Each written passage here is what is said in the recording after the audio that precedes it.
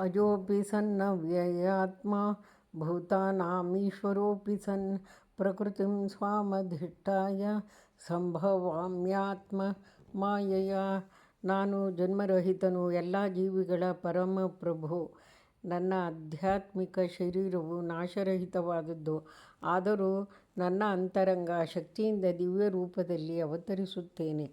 ಯದಾ ಯದಾ ಹಿ ಧರ್ಮಸ್ಯ ಗ್ಲಾನಿರ್ಭವತಿ ಭಾರತ ಅಭ್ಯುತ್ಥಾನಮಧರ್ಮಸ್ಯ ತದಾತ್ಮಾನಂ ಸೃಜಾಮ್ಯಹಂ.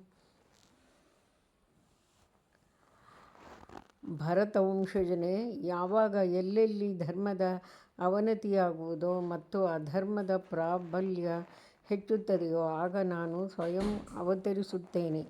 ಪರಿತ್ರಾಣಾಯ ಸಾಧೂನಾಂ ವಿನಾಶಾಯ ಚ ದುಷ್ಕೃತಾಂ ಧರ್ಮ ಸಂಸ್ಥಾಪನಾರ್ಥಾಯ ಸಂಭವಾಮಿ ಯುಗೆ ಯುಗೆ.